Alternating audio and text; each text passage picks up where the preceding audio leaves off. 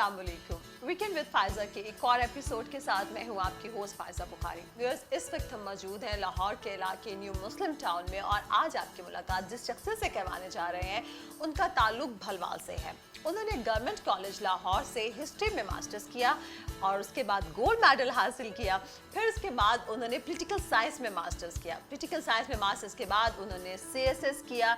उसके बाद उन्होंने हार्वर्ड लॉ स्कूल से एलएलएम किया और मतलब माशाल्लाह सीएसएस करने के बाद वो कई बड़े हुकूमती ओहदों पर फाइज रहे हैं और अपने फ़राइज़ को उन्होंने बखूबी निभाया है। उन्होंने खेलों से उन्हें बहुत ज़्यादा दिलचस्पी थी, ख़ास तौर पर क्रिकेट से। 1998 और 1999 के दरमियान वो चेयरमैन पाकिस्तान क्रिकेट बोर्ड रहे हैं। जी हाँ, आप लोग सब समझ गए हैं। मैं बात कर रही हूँ जनाब खालिद महमूद साहब की। अस्सलाम वालेकुम सर।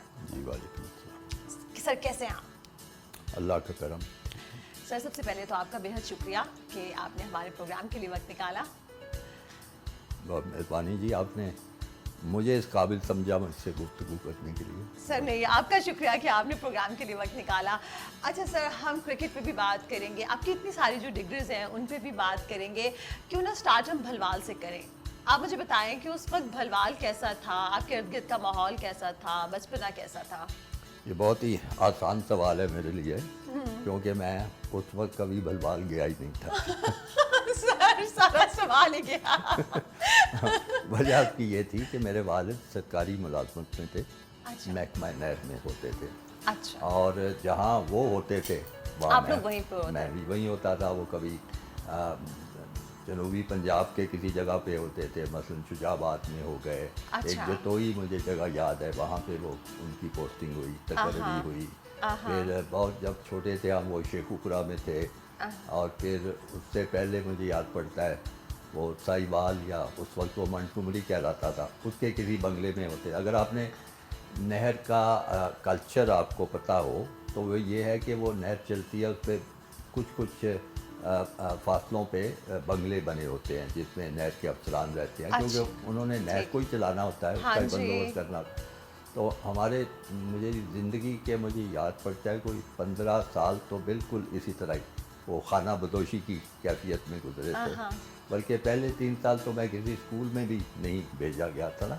वो दूर दराज के बंगले होते थे। वहाँ पे एक प्राइमरी स्कूल होता था, एक दरख्त के नीचे वो स्कूल लगता था और उसमें किसी किस्म की कोई तालीम का तसव्वुर नहीं था। बिल्कुल सर। तो फिर 3 साल तक मेरी वालदा काफ़ी माशाल्लाह पढ़ी लिखी थी। फिर आपकी अम्मा आपको पढ़ाती नहीं ना? जी, उन्होंने पहले वो टीचर तो डंडा थामे बैठे होते थे।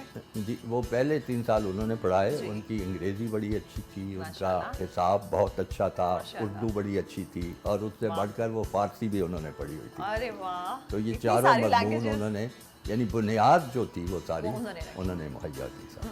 बड़ा ही अल्लाह ताला उनकी मग़फ़िरत करे। बहुत ही आमीन।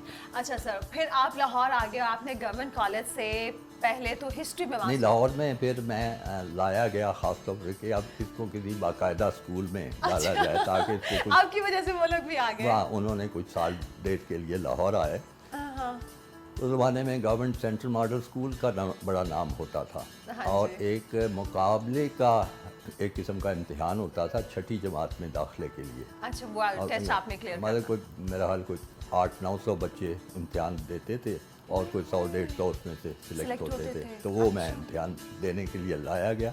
क्योंकि वालदा की मेहनत अच्छी हुई थी तो कोई मुश्किल ना पेश आई अंग्रेज़ी का और हिसाब का और सब बातों का। और मैं वहाँ दाखिल हो गया। 1.5-2 साल मैं वहाँ दाखिल रहा। वालिद साहब का फिर तबादला हो गया किसी और शहर में, मेरा शुजाबाद या कहाँ गए। अच्छा। तो उन्होंने फौरी तौर पे वहाँ से मुझे फ़ारग कराया और फिर अपने साथ ले गए। खुशाब, महल खुशाब लेके ले गए थे। फिर मैं कुछ 1-2-3 दिन उधर रहा।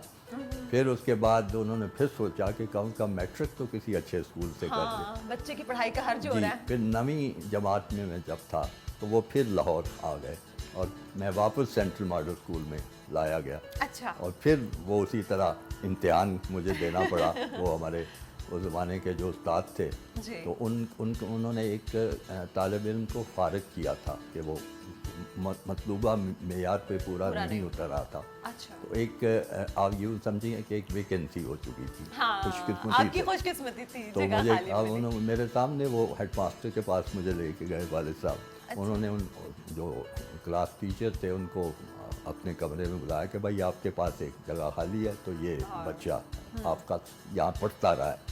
उन्होंने कहा पढ़ता रहा हो बेशक, मैं टेस्ट लूँगा इसका फिर दाखिल करूँ। तो बड़ा शानदार माहौल था वो सारा। हाँ जी, बच्चा बचपन से लाइक फाइक था। लाइक फाइक, आप बड़े लाइक फाइक बच्चे थे। जी वो आपने देखा होगा अक्सर वो इश्तिहारों में भी आता है और टीवी पे भी और प्रिंट में, ये सब मेरी माँ की दुआओं का नतीजा है। ये सब मेरी माँ की दुआओं का नतीजा था सारा। माशाल्लाह। अच्छा सर, फिर वो जब आपका टेस्ट हुआ वहाँ पे आपने वो क्लियर कर लिया? जी, फिर मैं दाखिल हो गया ना, फिर नवीं वहाँ से जमात पास की, फिर मैट्रिक वहाँ से पास किया, वो भी अल्लाह का करम है कि बड़े अच्छे नंबरों से पास किया। वजीफ़ा हासिल किया। वाह। अब चूँकि अब और सवाल आप जब हिस्ट्री में मास्टर्स किया तब भी आपने गोल्ड मेडल लिया वहाँ जी, से? गोल्ड मेडल मैं यानी कितने अच्छे पढ़ाई में बच्चे थे, क्यों इतना शौक था? आप फर्स्ट ईयर से लेकर MA करने तक 6 के 6 साल सरकारी वजीफे पे पढ़ता रहा हूँ पूरे का पूरा। वो इम्तिहान होता था, नंबर अच्छे आते थे और गवर्नमेंट की पॉलिसी के मुताबिक वजीफा मिल जाता था। माशाल्लाह। तो बड़ी खुशी होती थी। तो मैं उस ज़माने में उस वजीफे की बदौलत खुद भी बड़ा अमीर कबीर हुआ करता था। बिल्कुल, अच्छी खासी पॉकेट मनी आपके पास होती थी, जहाँ पे चाहे खर्च करें। के लोग बड़े परेशान होते थे। मतलब अगर 20-30 रुपए महीने के आ जाएं तो सस्ता ज़माना था, बहुत सस्ता था। हुकूमत की तरफ से हुकूमत की तरफ से तो पैसा मिलना वैसे भी खुशनसीबों को इस लिहाज से बड़े अच्छे दिन थे वो। बहुत अच्छा। अच्छा सर, जब आप खुद छोटे थे, बच्चे थे, तो बचपन में आपको मतलब कौन सी स्पोर्ट्स में ज़्यादा इंटरेस्ट था? आप किस में ज़्यादा इंटरेस्ट लेते थे, खेलते थे खुद? दो चीज़ें मुझे दिलचस्पी लगती थी। एक तो मैंने आपको बताया ना, जिस माहौल में हम रहते थे नहर के बंगलों में, और उसमें वहाँ खेल कूद का काफ़ी बंदोबस्त होता था। हाँ जी। लेकिन मैं आपको शायद ये नहीं बताया, अब बता दूं कि मैं अकेला ही बेटा था माँ बाप का। अच्छा, माशाल्लाह। लाडले नहीं, वो लाडले दिल में ही होंगे, वो ऊपर से तो जैसे लगता था किसी सख्त किस्म के हॉस्टल में रहता हूँ। सारी 2 खेलें जो थी वो खेलने का मौका मिलता था। वैसे तो फुटबॉल वगैरह भी खेलते थे। अच्छा। लेकिन बाकायदगी से 2 थी। एक तो घर में ही इंतज़ाम उन्होंने किया हुआ था घर वालों ने बैडमिंटन का। अरे वाह, नेट लगा होता था। वालदा भी खेलती थी, वालिद भी खेलते थे, हम बहनें, तीनों बहनें मेरी और मैं, हम आपस में खेलते थे। वो एक बड़ा अच्छा आता था। लेकिन वो आपको पता है कि खुली फिज़ा में बैडमिंटन खेलना कोई आसान काम नहीं है। ज़रा सी आवाज़ चले और शटल का किधर चली गई उधर चल, तो वो फिर हम ज़रा कुछ बोर हो जाते थे उस काम से। फिर मैं निकल जाता था। अच्छा। या क्रिकेट खेलता था या फुटबॉल खेलता था। ये 2 चीज़ें मुझे। अच्छा, ज़बरदस्त। अच्छा सर, फिर आपने पहले हिस्ट्री में मास्टर्स किया, ये जो CSS किया सर, ये CSS घर वालों के कहने पे किया या आपने खुद से कहा कि मैं CSS? घर वालों के कहने पे। अगर मैं खुद से चुनता अपना शोबा तो मेरा शोबा होता वकालत, कानून का शोबा और प्रैक्टिस। क्योंकि मुझे जो मुख्तलिफ बड़े लोगों की ज़िंदगियों का मुतालिया करने का बड़ा शौक़ हो गया था। कॉलेज में काफ़ी बायोग्राफीज़ में पढ़ता था। तो उसमें कायद-ए-आज़म की सारी ज़िंदगी पढ़ी, वकील बने, सियासत में आए, बहुत बड़े कारनामे सर अंजाम दिए, पाकिस्तान के खालिक बने। इस तरह और बहुत से लोगों को मैंने देखा कि वकालत का शोबा एक ऐसा था, बड़ी आज़ादी है और कोई हद नहीं है इसमें, आप कहाँ तक ऊपर जा सकते हैं। तो इसलिए मेरे ज़हन में सिर्फ यही पसंदीदा शोबा। उसी दौरान आप अमेरिका गए, हार्वर्ड से आपने LLM किया? जी, उसी मुलाजमत में आने के बाद एक जो कोर्स था वो चुना गया, उसके लिए मुझे चुना गया वहाँ हार्वर्ड लॉ स्कूल में। वो इंटरनेशनल टैक्स प्रोग्राम कहलाता था। तो उसके लिए गया, तो वो मैंने देखा कि बड़ा कुछ इब्तदाई सा कोर्स था। कोई ऐसी सवाल के फ़िलिपीन क्या कर रहा है और ब्राज़ील में क्या हो रहा है और टैक्स की क्या टैक्स प्रैक्टिसेस है, तो इतनी मुझे वो उसकी अफादियत नज़र नहीं आई। बहरहाल चूँकि उस कोर्स के लिए भेजे गए थे तो वो कर रहे थे। तो वहीं मैंने उनसे बात की यूनिवर्सिटी वालों से कि भाई कोई हमें डिग्री कोर्स की बात करो। उन्होंने कहा हाँ ठीक है, तुम ले सकते हो, क्योंकि इब्तदाई 1-2 टेस्ट में मेरे नंबर ठीक वहाँ पे आए। तो उन्होंने कहा तुम्हें हम दाखिला दे सकते हैं। तो इस तरह मुझे LLM प्रोग्राम में मैंने अपनी चॉइस से लिया। और भी थे, पब्लिक एडमिनिस्ट्रेशन भी थे, ये बिजनेस एडमिनिस्ट्रेशन भी थी। मैंने कहा नहीं, मैं सिर्फ लॉ में दिलचस्पी रखता हूँ। तो इस तरह मैंने वहाँ से LLM किया। LLM कर लिया, उसके बाद आपने वर्ल्ड बैंक की नौकरी को भी ठुकरा दिया। हाँ वो इतनी मैं अच्छी ऑफर थी क्योंकि आपको। वाकया आपको बता चुका हूँ, इसलिए आपके सुनने वालों के लिए भी मुख्तसर करके दोहरा देता हूँ जी कि इसी इंटरनेशनल टैक्स प्रोग्राम के तहत वो हमें वाशिंगटन डीसी लेके गए। वैसे तो वो कनाडा भी लेके गए, मुख्तलिफ और शोबों में लेके गए, काफ़ी घुमाते फिराते रहे। अच्छा तो वाशिंगटन लेके गए तो उसमें एक हमारा दिन था जो वर्ल्ड बैंक की विज़िट के लिए था। तो हमने देखा तो बड़ा एक आंखें खोलने वाले मामला थे उनकी, बिल्कुल। उनकी सहूलतें, उनका दफ्तर, उनकी शान व शौकत, उनका No करोफर, doubt, no doubt। उनके नखरे, उनका बिल्कुल। मिजाज। तो मैंने नोट किया कि सारी दुनिया के मुल्कों के लोग हाँ हैं, जी। यानी ये नहीं कि यार छोटे छोटे मुल्कों को तो आप छोड़ दें, लेकिन बड़े मुल्कों के, जापान जी। के लोग हैं, अच्छा। एशिया में इंडिया के लोग हैं, कोरिया के लोग थे, फिलिपीन के लोग थे, जनूबी अमेरिका के बहुत लोग थे, यूरोप के लोग थे। तो मुझे कोई पाकिस्तानी कहीं नज़र ना आया। तो मैं जो कंडक्टिंग अफसर था उससे मैंने सवाल किया कि आप हर दुनिया के यहाँ लोग हैं, हाँ तो जी। पाकिस्तानी क्यों नहीं कोई भी? बिल्कुल। उसने गौर से मेरी तरफ देखा, उसने कहा पाकिस्तानी इसलिए नहीं है कि पाकिस्तानी कोई आता ही नहीं या इस काबिल ही नहीं होता ये वो सारा।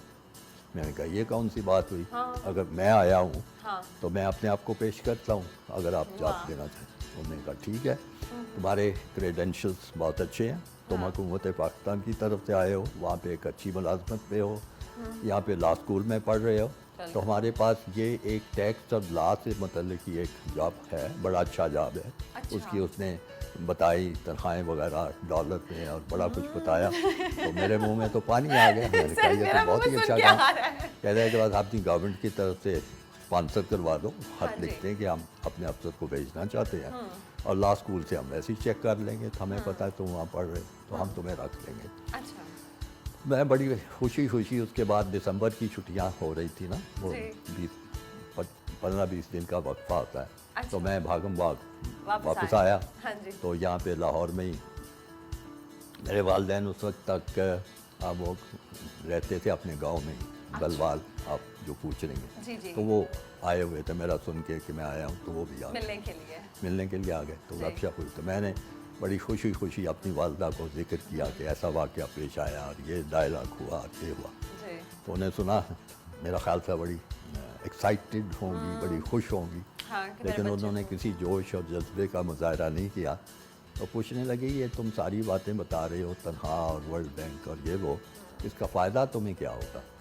मैंने कहा फ़ायदा ये होगा कि बड़ी शानदार तनख्वाह है, बड़ी अच्छी ज़िंदगी गुजरेगी, बिल्कुल। बच्चों की ज़िंदगी अच्छी गुजरेगी, फिर ये बच्चे चूँकि मेरे साथ होंगे तो वहाँ सारे पढ़ सकेंगे बाहर अच्छे इदारों में, फिर उसके बाद सैर सपाटे का मौका मिलेगा, वर्ल्ड बैंक की नौकरी है, फिर उसके बाद नाम बड़ा निकलेगा बिल्कुल। सारे मैं जब फ़वाइद गिनवा चुका, हाँ जी। उनका मुख्तसर फ़िक्रा मुझे आज तक नहीं भूलता।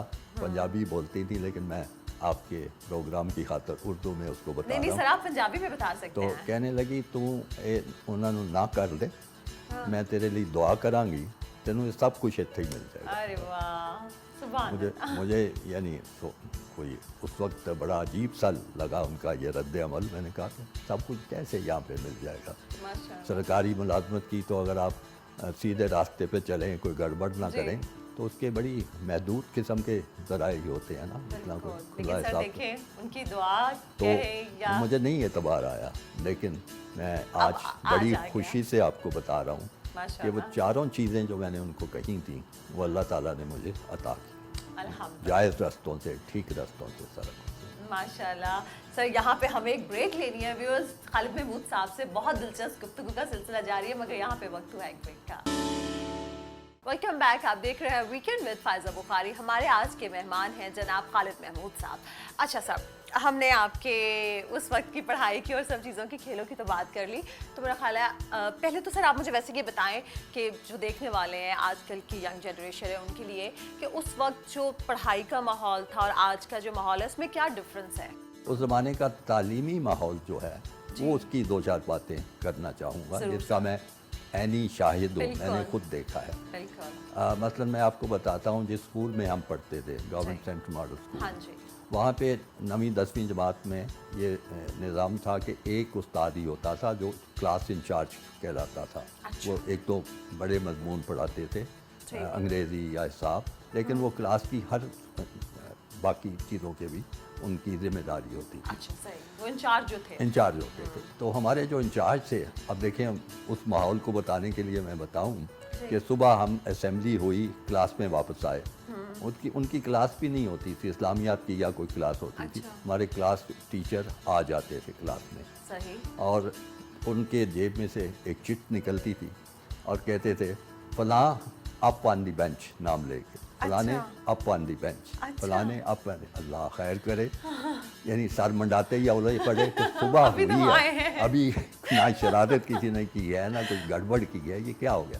اب اس کے بعد وہ چارج شیٹ پڑھتے تھے سب کو کھڑا کر کے. فلاں نے تم کو میں نے کل دیکھا تھا فلاں جگہ جاتے ہوئے، تم سگریٹ پی رہے تھے. دوسرے کو میں نے تمہیں دیکھا تھا تم ایک گھٹیا سی فلم دیکھ کے نکل رہے تھے سنیما سے. تیسرے کو میں نے دیکھا تھا تم وہ زمانے میں جیسے آج کل کے موٹر سائیکل ہوتے ہیں نا، اس زمانے میں وہ کوئکلی کہلاتی تھی، ایک سائیکل نما موٹر سائیکل ہوتا تھا. تم اتنی خوفناک رفتار سے چلا رہے تھے کہ اگر خدا نخواستہ کہیں لگ جاتی تو تمہارے ساتھ بہت برا ہوتا. تو آج میں صرف اتنی تمہیں تنبیہ کرنے آیا ہوں، دوبارہ اگر اس قسم کی حرکت ہوئی تو بڑی سخت سزا دوں گا. سارا کچھ سر دیکھیں ان کی تربیت کا انداز تھا، یہ میں آپ کو بتا رہا ہوں تربیت کا. اب ایک استاد کو کیا مصیبت پڑی ہوئی ہے دیکھتا پھرے لوگ، اسکول کے بعد تو بچوں کی کوئی رسپانسبلٹی لیکن وہ نہیں ہے نا. دیکھتے تھے. اچھا اس کے بعد جب چھٹی ہونے کا وقت ہونا، ہم نے 15 منٹ پہلے ہی اللہ کے فضل سے سارے بیگ پیک کیے ہوئے تھے بھاگنے کے لیے، گھنٹی بجے وہ کلاس میں آ گئے ہیں، پھر آ گئے ہیں سارے کو. اچھا فلانے 3 4 5 6 لوگوں کے نام لے کے تم کلاس کے بعد چھٹی کے بعد ٹھہرو گے. کیوں ٹھہرو گے جی؟ تمہاری انگلش ریڈنگ بڑی کمزور تھی، تمہارا تلفظ ٹھیک نہیں تھا، میں وہ ٹھیک کراؤں گا. فلانے تمہیں جو میں نے نیا طریقہ حساب کا سکھایا ہے وہ تمہیں نہیں سمجھ آئی، اب تم بیٹھ جاؤ میں وہ تمہیں سکھاؤں. میں آج سوچتا ہوں تو میرے رونا آ جاتا ہے کہ کیا درد مند قسم کے لوگ تھے کہ نہ کوئی ٹیوشن ہے نہ کوئی کچھ ہے. یعنی 8 گھنٹے اسکول میں سر کھپا چکے ہیں، اب 9واں گھنٹہ بیٹھے ہیں، چھٹی کے بعد بیٹھے ہوئے ہیں. اور ان کو وہ بچے کوئی کسی گھر کا ہے، کوئی کسی گھر کا ہے، کوئی کسی کا کیا انٹرسٹ تھا اس میں، لیکن ان کی سوچ یہ تھی کہ یہ قوم کے بچے ہیں، یہ ہماری ذمہ داری ہے، ان کو مکمل طور پہ طاق کر کے ہر چیز سمجھا کے ہم نے بھیجنا. تو سر سب سے زیادہ مشکل کیا پریشر بہت زیادہ تھا اس چیئرمین کے دوران، کیا مشکل پیش آئی؟ دیکھیے یہ ایک چونکہ قومی سطح کا ایک ہوتا ہے ادارہ، اور اس کا سربراہ جو ہوتا ہے اس پہ لوگوں کی بے شمار توقعات ہوتی ہیں کہ وہ کیسا کام کر رہا ہے. ٹیم اچھا کھیل رہی ہے، ٹیم اچھا نہیں کھیل رہی، کوئی کہیں خرابی ہو جائے. اور روز تو کچھ 10 خبریں چھپی ہوتی تھیں کرکٹ کی. لیکن میرا دور جو تھا وہ اس لحاظ سے بڑا مشکل تھا، اس لحاظ سے ساری ذمہ داری کا کام ہوتا ہے، اس لحاظ سے بڑا مشکل تھا کہ اس وقت ایک بہت بڑا ایشو جو تھا، مسئلہ کہنا چاہیے، وہ کرکٹ کو اور کرکٹ والوں کو درپیش تھا. وہ تھا میچ فکسنگ کا مسئلہ جو تھا. جب میں نے ٹیک اوور کیا ہے تو ساری طرف ایک قرآن مچا ہوا تھا کہ کرکٹ کے کھلاڑی جو ہیں وہ میچ فکسنگ میں ملوث ہیں اور ملک کے ساتھ زیادتی ہو رہی ہے اور ان کو کوئی سزا نہیں دی جا رہی. تو اس وجہ سے وہ ایک بڑا یعنی گرم قسم کا مسئلہ بن گیا ہوا تھا. اور اس کو سنبھالنا، اب 2 یعنی میرے سامنے راستے تھے. ایک تو تھے کہ آنکھیں بند کر کے جن لوگوں کے خلاف یہ الزام لگ رہا تھا ان سب کو کرکٹ سے فارغ کر دیا جائے. میرے آنے سے پہلے تقریباً یہی صورتحال تھی کہ کسی کو نہ کھلایا جائے. اب اس میں ہمارے بہت زبردست کھلاڑی جو تھے ان پہ الزامات تھے. یہ وہ کھلاڑی تھے جنہوں نے ورلڈ کپ جیتنے میں بھی پورا بڑا اہم کردار ادا کیا تھا. 1999 کا جو ورلڈ کپ تھا اس کے فائنل کی ہار کی وجہ آپ کیا سمجھتے ہیں؟ میچ فکسنگ یا کچھ اور؟ دیکھیے میں نے آپ کو بتایا نا کہ مجھے وہ ورلڈ کپ 1999 کا جو تھا، یہ آپ کو سن کے شاید حیرت ہوگی کہ that is the second best performance of the Pakistan team, cricket team. اچھا. بہترین پرفارمنس 1992 کی تھی جو عمران کی قیادت میں ورلڈ کپ جیتے تھے، اور دوسری بہترین کارکردگی تھی 1999 کی ٹیم کی جو فائنل میں پہنچے اور ہار گئے. اس کے بعد آج تک ٹیم فائنل کو کیا میرے خیال سیمی فائنل میں بھی شاید ایک دفعہ پہنچی ہے. بلکہ پھر تو یہ ہونا شروع ہو گیا تھا کہ ابتدائی جو میچز ہوتے تھے پول میچز ان میں بھی ختم ہو گئے تھے. یعنی 2003 میں پول میچز میں ہی چلے گئے, آخری 4 میں بھی نہیں جا سکے. 2007 میں بھی پول میچز میں ہی ہار گئے, آخری 4 میں بھی نہیں تھا. بڑا ڈسپوائنٹ کرتے ہیں نا. صرف محل 2015 یا 11 مجھے یاد نہیں, اس میں ایک دفعہ سیمی فائنل میں پہنچ گئے تھے اور ہار گئے تھے ہندوستان سے. تو یہ بہترین کارکردگی تھی یعنی 92 کے بعد. مجھے بہت دکھ ہے کہ وہ آسٹریلیا سے ہم ہارے تھے, نہیں ہارنا چاہیے تھے. آسٹریلیا کو ہم نے پول میچز میں خود ہرایا تھا. پھر اس سے بھی زیادہ مشکوک ایک میچ تھا وہ بنگلہ دیش کے خلاف جو پاکستان نے ہارا تھا. بنگلہ دیش کوئی ایسی مضبوط ٹیم نہیں تھی. لیکن نہ کوئی انکوائری کا موقع ملا, نہ کوئی دیکھنے کا موقع ملا. وہ مجھے اس کارکردگی کے انعام کے طور پر مجھے کرکٹ سے فارغ کر دیا گیا تھا. بس اب انسان کیا بولے اور کیا کہے اس کے آگے. یعنی یہ بھی نہیں موقع ملا کہ دیکھیں وجوہات دیکھی جائیں کہ کیوں ہارے ہیں, کیا وجہ ہوئی ہے, سارا کچھ نہیں. اچھا تو سر کرکٹ میں سیاست کا کتنا رول ہے, حکومت کتنا اثر انداز ہوتی ہے؟ حکومت دخل دیتی ہے, ہر قسم کے لوگ دخل دینے کی کوشش کرتے ہیں, لیکن زیادہ مؤثر دخل تو ظاہر ہے حکومت کا ہوگا. تو میرے زمانے میں 2-3 ایسے مجھے مداخلت جو ہوئی تھی وہ یاد ہے, اور اس مداخلت کا نتیجہ بھی مجھے بھگتنا پڑا تھا. ایک ہوتے تھے سیف الرحمان صاحب جو نیشنل اکاؤنٹیبلٹی سیل کے جو تھے سربراہ تھے. ان کی بڑی نظر تھی کرکٹ پہ کہ وہ اس کو دخل دیں یا اس میں کچھ. وہ ان کا چھوٹا بھائی تھا, اس کا نام تھا مجیب الرحمان. اس کی کوئی خاص میرا حال سرکاری حیثیت نہیں تھی, کوئی کرکٹ سے بھی کوئی تعلق نہیں تھا. اس کے لیے انہوں نے اس وقت کے جو حکومت تھی اور وزیر اعظم تھے ان کو قائل کیا کہ اس کو کرکٹ میں لے کے آیا جائے, اور نمبر 2 پوزیشن پہ لے کے آنا چاہتے تھے, چیف ایگزیکٹو کرکٹ بورڈ کا. یعنی چیئرمین کے بعد چیئرمین تو ہوتا ہے نا, سربراہ ہوتا ہے, تو چیف ایگزیکٹو دوسرا نمبر, تو اس کو لے آنا چاہتا. وہ مجھے باضابطہ طور پہ ہدایت بھیجی گئی کہ وزیر اعظم یہ چاہتے ہیں کہ اس کو آپ چیف ایگزیکٹو بنا دیں کرکٹ بورڈ میں. تو مجھے بڑی حیرت ہوئی کہ اس شخص کا کیا تعلق ہے کرکٹ سے, نہ کچھ. پھر مجھے ان سے ذاتی طور بھی ان کا پتہ تھا کہ وہ کیا چیز ہیں, تو میں نے وہ انکار کر دیا کرنے سے. تو پھر چراغوں میں لانا رہی. باقی یہ سفارش بھی آتی رہتی تھی کہ فلانے کو اس میچ میں کھلا لیں, اس کو یہ کریں وہ کریں, وہ چھوٹی موٹی چیزیں. اچھا ویسے ہم نے یہ دیکھا ہے کہ جو مردوں کے کرکٹ ہے ہمارے یہاں پہ اس کو بہت کوریج ملتی ہے, اس کو بہت پذیرائی ملتی ہے, لیکن جو فیمیل کرکٹ ہے اس کو اتنا رسپانس نہیں ملتا. یہ کیا وجہ سر؟ اس کو بہتر بنایا جا سکتا ہے؟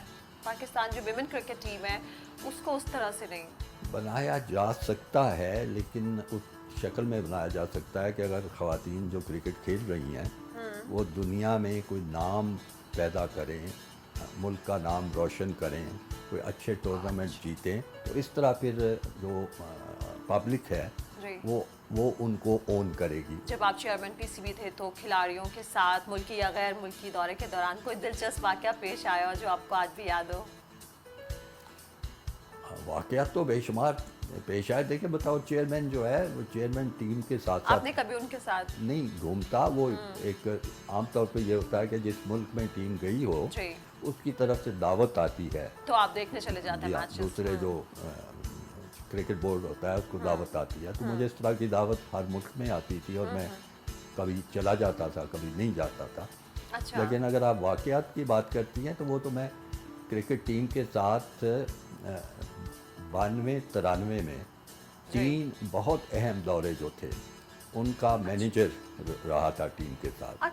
انگلینڈ کا ٹور 1992 کا, اور سب سے پہلا ٹور جو جنوبی افریقہ میں کیا ہماری ٹیم نے وہ 92 کے آخر میں اور 93 کے شروع میں تھا, وہ جنوبی افریقہ کا. اس سے پہلے پاکستان کی ٹیم کبھی جنوبی افریقہ نہیں گئی تھی. میں اس کا مینیجر تھا. اور اس کے بعد ایک بڑا مشہور دورہ ہوا تھا ویسٹ انڈیز کا، جس میں وہ آپ نے شاید، آپ کی شاید کرکٹ میں نہ اتنی دلچسپی ہو، جس میں ہمارے 4 کھلاڑی جو تھے وہ ماریجوانا، اس کو پتہ نہیں کیا کہتے ہیں، بھنگ کے، حشیش کے، کیا چیز ہے وہ نشہ آور چیز استعمال کرنے کے کا الزام ان پہ لگا تھا سارا۔ ویسٹ انڈیز کا دورہ، یادگار دورہ۔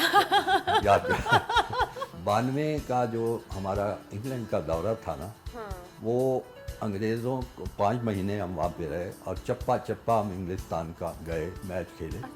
وہ انگریز بڑے، وہ جو کہتے ہیں نا شاید محاورہ کے غصہ کھائے ہوئے بیٹھے تھے یا کچھ بڑے۔ وہ فائنل ہمارا 92 کا جو ہم نے جیتا عمران کی قیادت میں، اس میں ہم نے انگریز ٹیم سے مقابلہ کیا تھا، فائنل ان سے ہم جیتے تھے۔ تو میں جب وہاں پہنچا، اس کے مہینہ بعد ہم ٹیم لے کے گئے وہاں پہ، مہینہ 1.5 بعد۔ تو میں نے وہ ان کے تبصرے اخباروں میں پڑھتا تھا کہ اس ٹیم نے ہمارا ورلڈ کپ چھین لیا ہم سے، ہمارا ورلڈ کپ چھین، یعنی یہ ان کی سوچ تھی ان کا۔ تو میں نے پوچھا بھی تمہارا ورلڈ کپ کیسے چھینا؟ انہوں نے کہا جی فائنل میں جو میچ ہوا تھا اور اس میں جو وسیم اکرم نے بولنگ کی تھی، ایک آپ نے اگر کرکٹ کی اصطلاح سنی ہو، وہ بال ٹیمپرنگ کی بات کرتے تھے۔ جی سر۔ بال ٹیمپرنگ ہوتی ہے کہ آپ گیند کو مصنوعی طور پہ اس میں کوئی خرابی پیدا کریں، یہ بات ہے۔ اچھا، تو اس میں وہ بال ٹیمپرنگ ہوئی تھی، تو اس وجہ سے ہم وہ الزام تو دھرنا تھا، الزام لگ گیا تھا۔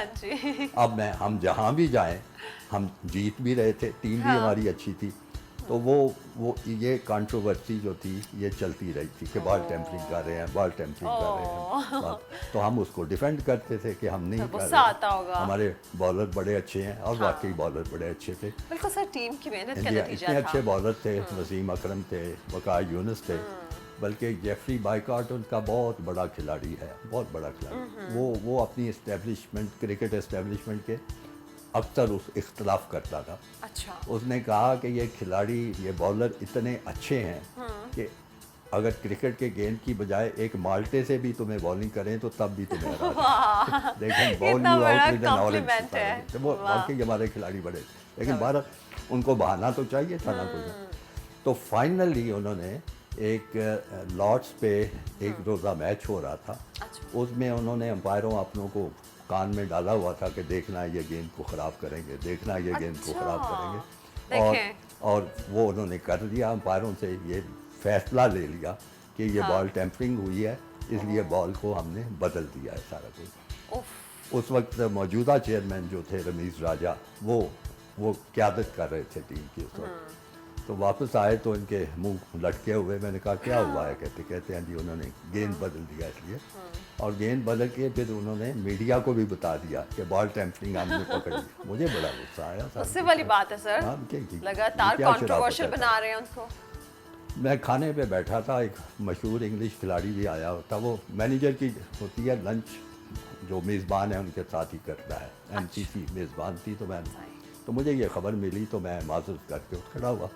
تو میں نے جو اپنے انگلش کرکٹ بورڈ کے جو عہدیدار تھے ان کو جا پکڑا، میں نے کہا یہ چیز ہوئی ہے، تو وہ کہتے ہیں جی وہ امپائر کا فیصلہ ہے۔ میں نے کہا امپائر کا فیصلہ جو ہوتا ہے وہ اس صورت میں نہیں ہوتا، جب بال ٹیمپرنگ کا آپ چارج لگا رہے ہیں تو یہ ایک امپائر کا فیصلہ نہیں رہ گیا۔ وہ ٹیڈ ڈیکسٹر ان کا ایک بہت بڑا کھلاڑی تھا، وہ بھی شامل ہو گیا اس گفتگو میں۔ اس نے کہا Khalid you are such a accomplished administrator, تم کرکٹ میں رہے ہو تو تمہیں امپائر کے فیصلے کو قبول کرنا چاہیے۔ میں نے کہا یہ فیصلہ میں قبول نہیں کروں گا، آپ آؤٹ کر دیں، کیچ دے دیں، ایل بی ڈبلیو دے دیں، یہ امپائر دے سکتا ہے۔ میں نے کہا ball tampering is a legal issue. وہ کہتا ہے کیسے؟ میں نے کہا اس طرح ہے، یہاں پہ بھی لا کام آیا۔ لا کام آیا۔ وہ میرے لا سے بڑے گھبراتے تھے، اخباریں لکھتی تھیں۔ میں آخری کمنٹ بعد میں اس میں کروں گا۔ میں نے کہا بات یہ ہے کہ بال ٹیمپرنگ گیند کی حالت دیکھ کے اس نے کہا ہے، لیکن امپائر کو یہ ثابت کرنا پڑے گا کہ یہ پاکستان ٹیم کے کسی کھلاڑی یا کسی بالر نے یہ ٹیمپرنگ کی ہے، بالکل اس کی کوئی اور وجہ نہیں ہے۔ یہ بھی ہو سکتا ہے کوئی فطری طور پہ گیند خراب ہو گیا ہو، کسی سخت جگہ پہ لگ کے گرا خراب ہو۔ میں نے اس کو مثالیں دی ہیں سارا کچھ۔ تو میں نے کہا امپائروں کو بلایا، تو انہوں نے امپائروں کو بلا لیا۔ میں نے پہلے امپائر سے پوچھا کہ تم نے گیند کی حالت دیکھی ہے کہ ہاں جی کہتا ہے خراب ہو گئی ہے. میں نے کہا تم نے ہمارے کسی بولر کو دیکھا ہے اس کو خراب کرتے؟ کہتا ہے نہیں. وہ جھوٹ نہیں بولتے, یہ ان کی خوبی ہے. چلیں شکر ہے. تو میں نے کہا تمہارے کسی ٹی وی کیمرہ نے ہمارے کسی بولر یا کھلاڑی کو دیکھا ہے؟ انہوں نے کہا جی نہیں, ٹی وی نے بھی نہیں دیکھی. اچھا. دوسرے بھی امپائر کو بلایا, اس سے بھی یہی سوال پوچھے تم نے دیکھا ہے کسی کو؟ سب کا جواب نہ. ٹیلی ویژن والوں نے دیکھا ہے؟ انہوں نے کہا نہیں. سب. تیسرا جو ٹی وی امپائر تھا اس سے بھی, اس نے بھی کہا نہیں. جب تینوں نے کہہ دیا, میں نے کہا اگر یہ دیکھا کسی نے نہیں ہے پھر آپ کیسے کہیں؟ اس کا الزام آپ ہماری ٹیم پہ, ہمارے بولرز پہ, فیلڈر پہ کیسے لگا سکتے ہیں؟ اب وہی میں نے کہا ٹیڈ ڈیکسٹر اس نے دلیل دینے کی کوشش کی. میں نے کہا دیکھو ٹیڈ, اگر کوئی کرکٹ کا معاملہ ہوتا تو تم اتنے بڑے کھلاڑی ہو کہ میں تمہارے سامنے منہ بھی نہیں کھول سکتا, تم بڑے کھلاڑی, لیکن دس از اے میٹر آف لا, قانونی معاملہ ہے. اور تم جانتے ہو وہ انگریز ذرا اپنے, تم جانتے ہو مجھے تھوڑا بہت قانون آتا ہے. تھوڑا بہت کثرے نفسی سے کام لیا. Yes Khalid, I know you have been to Harvard law school. ماشاءاللہ. تو وہ کہہ رہی ہیں کہ اب ہم کیا کریں. میں نے کہا تم اپنے وکیلوں سے مشورہ کرو, اگر تم یہ الزام ہم پہ لگاؤ گے تو میں تمہیں عدالت میں لے کے جاؤں گا. یہ تم نہیں کر سکتے کہ چپ کر کے ہماری ٹیم کو بدنام کر دو. انہوں نے کہا ٹھیک ہے.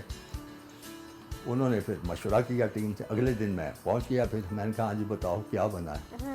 تو وہ ان کا جو چیف ایگزیکٹو تھا, بڑے اچھے لوگ تھے ویسے, ریزنیبل بات کو مان لیتے تھے.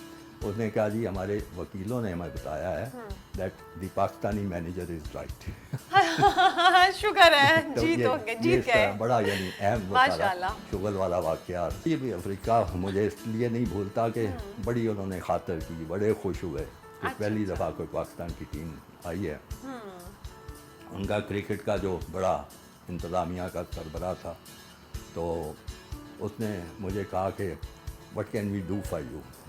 ساری انہوں نے بندوبست. میں نے کہا بہت اعلیٰ بندوبست ہے, we are very happy, we are comfortable, لیکن ایک میری خواہش ہے اگر پوری کر دو. کہتا ہے کیا؟ میں نے کہا وہ میں نیلسن منڈیلا سے ملنا چاہتا ہوں سر.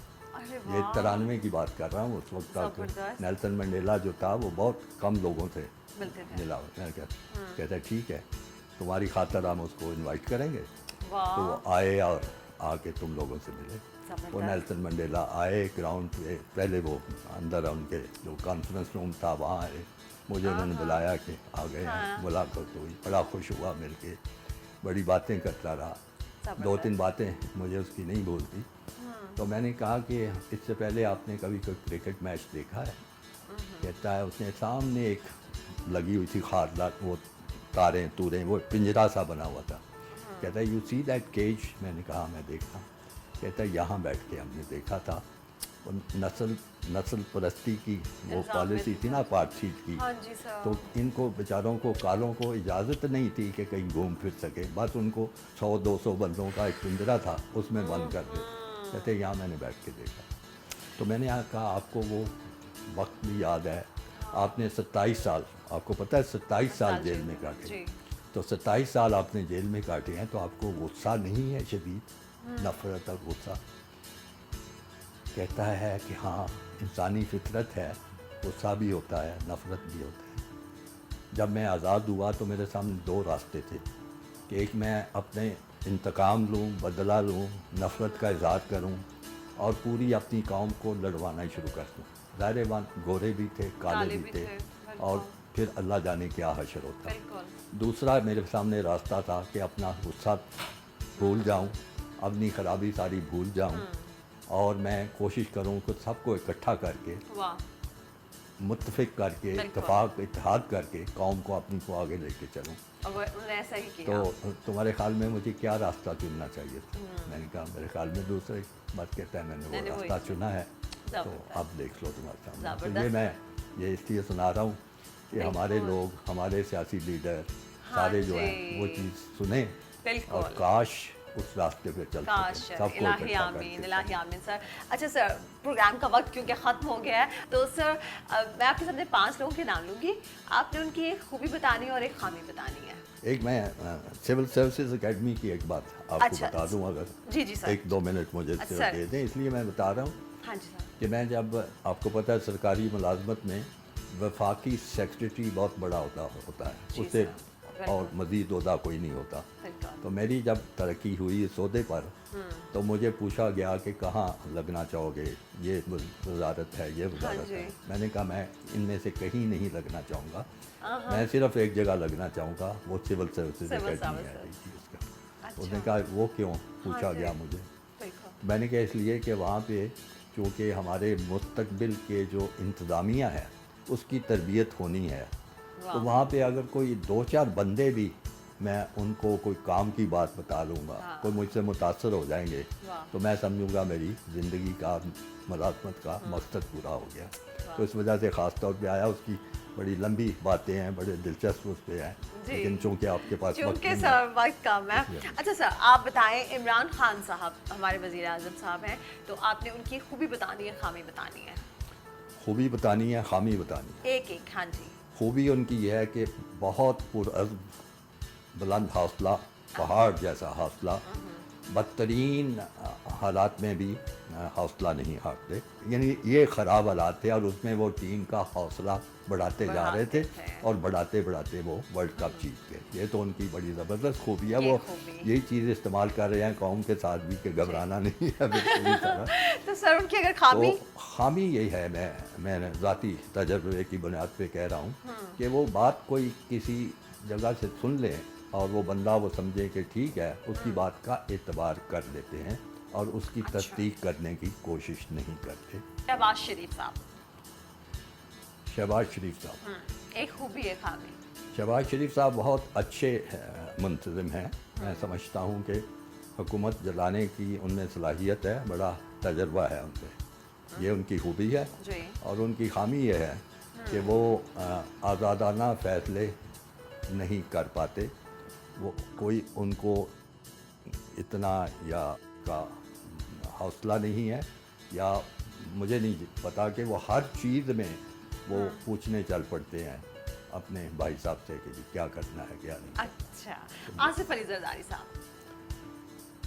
آصف علی زرداری صاحب کو میں سمجھتا ہوں خوبی کے طور پہ قومی سطح پہ بہت بہترین سیاستدان ہے. یعنی بہت ہی ان میں اعلیٰ ظرفی ہے، ہر ایک سے بات کرتے ہیں، ہر ایک کا نقطہ نظر جانتے ہیں. ان کی خامی؟ خامی یہ ہے جو ان کے خلاف الزامات ہیں اور جس میں بظاہر جو شواہد ہمارے پاس آتے ہیں ان کی جو پیسہ بنانے والے، آپ کو پتہ ہے کسی وقت 10% بھی لیبل ان پہ لگایا گیا تھا، وہ ان کی خامی ہے.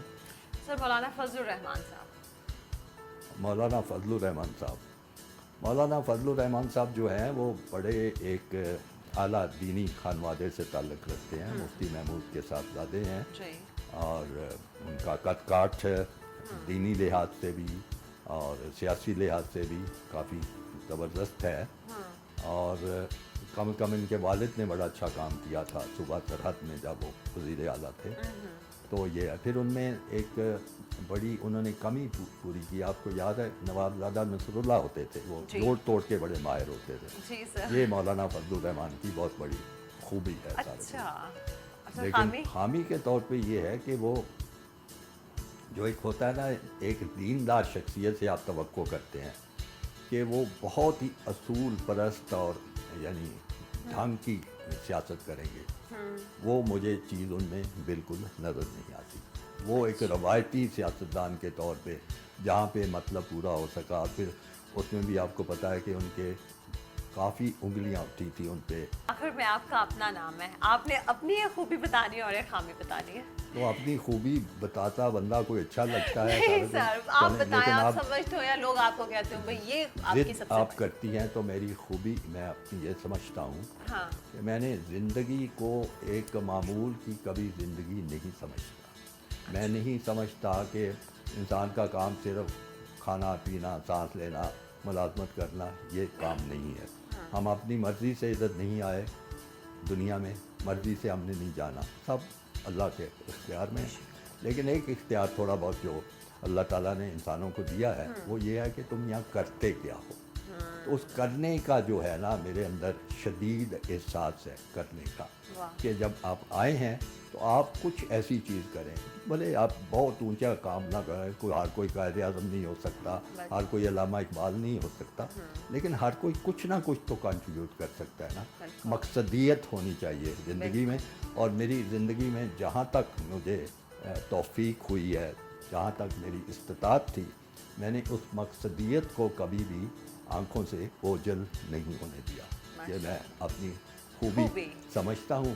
اور سر اپنی خامی میں یہ سمجھتا ہوں کہ میں نے اتنی محنت نہیں کی جتنی محنت کی جا سکتی ہے، کیونکہ اللہ تعالیٰ نے بڑی، اللہ کی مہربانی ہے، کافی چیزیں دیں، اچھا ذہن دیا، اچھے مواقع دیے، اچھا ماحول دیا، لیکن جتنی محنت درکار تھی چیزیں بہتر کرنے کی اور مزید کرنے کی، میں سمجھتا ہوں کہ میں وہ محنت نہیں کر پایا. سر اللہ آپ کو لمبی زندگی دے، مزید ہمت دے. بہت شکریہ آپ نے ہمارے پروگرام کے لیے وقت نکالا. ویورز، آپ سب دیکھنے والوں کا شکریہ. امید کرتی ہوں آپ کو آج کا پروگرام اچھا لگا ہوگا. مجھے دیجیے اجازت اگلے پروگرام تک کے لیے. تب تک اپنا اپنے پیاروں کا خیال رکھیں. اللہ حافظ.